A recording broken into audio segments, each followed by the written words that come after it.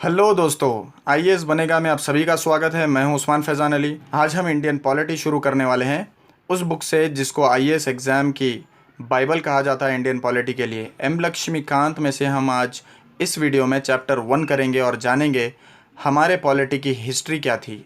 हमारे चैप्टर का नाम है हिस्टोरिकल बैकग्राउंड।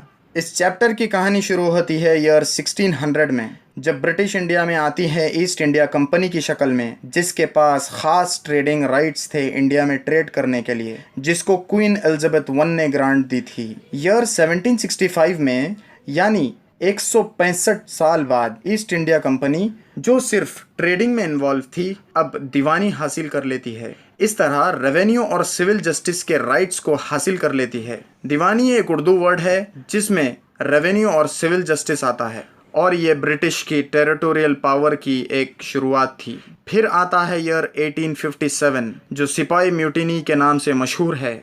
इस हिस्टोरिक इवेंट की वजह से ब्रिटिश की कमर टूट जाती है और ब्रिटिश क्राउन को सोचने पे मजबूर कर देती है, और 1858 में इंडिया की डायरेक्ट रिस्पॉन्सिबिलिटी ब्रिटिश ले लेती है, और ये इंडिया की आज़ादी तक क्राउन रूल रहता है।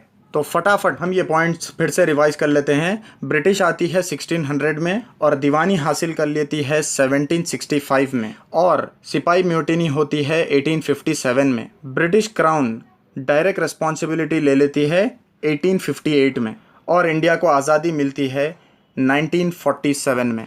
15 अगस्त 1947 ये डेट है आज़ादी की। इंडिया इस दिन आज़ाद हो गया था, तो ज़रूरत पड़ी एक कॉन्स्टिट्यूशन की, और इसलिए 1946 में एक कॉन्स्टिट्यूएंट असेंबली बनाई गई, और 4 साल बाद 26 जनवरी 1950 को हमको एक आज़ाद भारत का संविधान मिल गया। बहरहाल इंडियन कॉन्स्टिट्यूशन और पॉलिटी के अनेक फीचर्स के रूट्स ब्रिटिश रूल में ही है।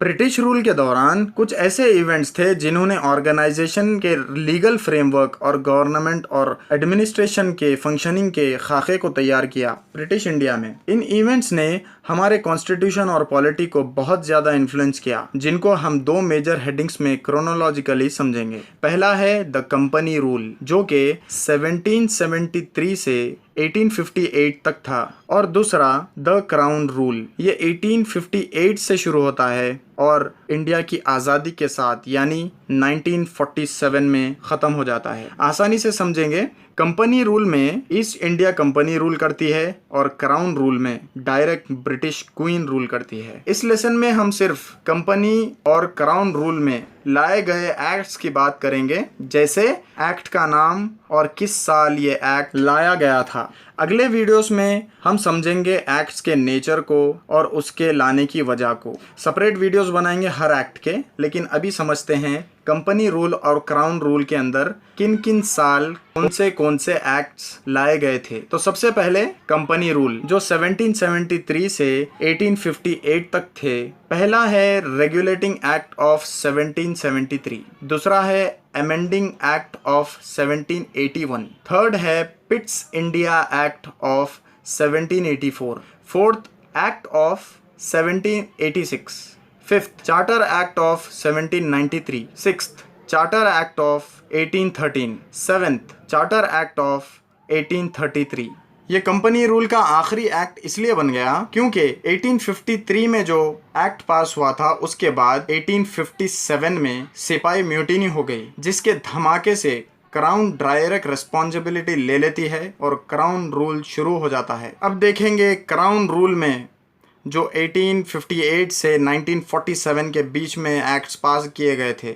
सबसे पहला है government of India act of 1858, second Indian councils act of 1861, third Indian councils act of 1892, fourth Indian councils act of 1909, fifth government of India act of 1919, sixth government of India act of 1935, और जो सबसे आखिरी act British parliament ने पास किया था वो था Indian independence act of 1947।